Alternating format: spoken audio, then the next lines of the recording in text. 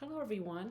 I'm Jennifer Kumar from Authentic Journeys. I want to share with you about a question that people in English can use to start a conversation with each other during difficult times and when they want to empathize with another person and when they're going through some difficult thing.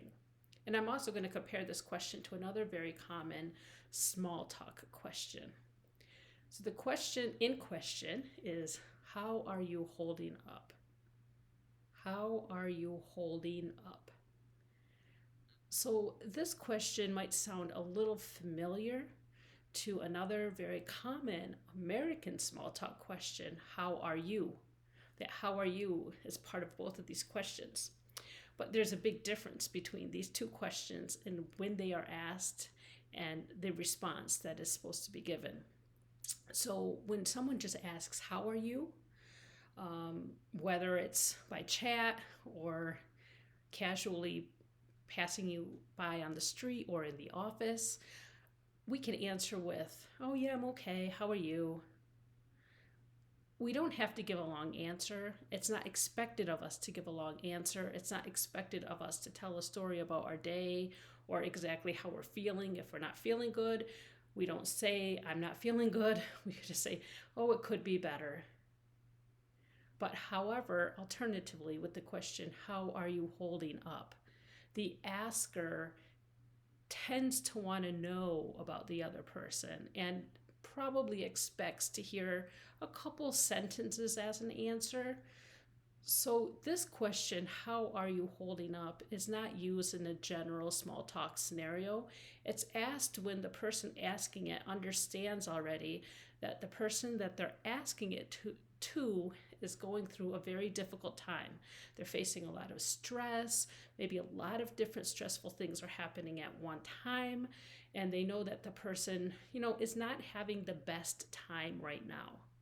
So for instance, it's March 27th, 2020. Many of us in the world are locked down or shut in our house under quarantine. So if someone were to ask me, Jennifer, how are you holding up? This could be an answer I could say. Well, I wish it was different, but it's kind of stressful because we can't really go out and do the normal things we want to do, even grocery shopping. We can only do it like once a week. The other thing that's been kind of bothering me is that we had an earthquake in Salt Lake City last week, and there's been aftershocks almost every single day, multiple aftershocks for about the last eight or 9 days, and I haven't been getting a lot of sleep because of that, and also worrying about my friends and family in other places that maybe have limited mobility now, just like me. So you can see the answer is longer, definitely, and it's more descriptive. It talks more about what I might be experiencing, what I might be feeling, what I might be thinking, whereas the answer to how are you doesn't and shouldn't have any of those details typically. Now, let's say you're asking me, how am I holding up? I give that answer to you, or whoever you're talking to gives you a longer answer. How do you respond to that? Pick something in their answer and ask a question about it, or share a similar experience so you can empathize with that person based on what they said in their answer. So for example, a question could be, oh, you had an earthquake? What was that like? I've never experienced an earthquake. Or, so that's the question you could ask. That's one alternative. The other is to make a statement kind of, and then based on what the person said, and then they will continue the conversation.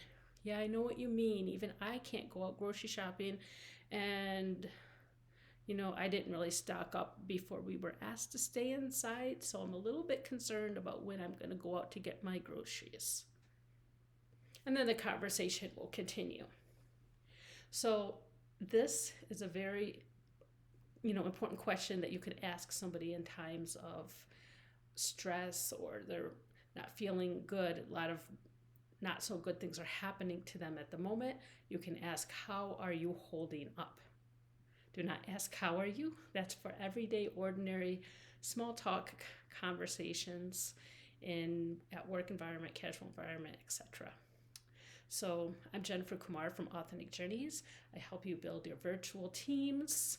I help you build relationships on your virtual teams, even in tough times like this, when you are definitely trying to be holding up and keeping your team together. I can help you improve that team bonding through some really good coaching and activity building. So get in touch with me at authenticjourneys.info or info@authenticjourneys.info. Thanks for listening. See you again. Bye.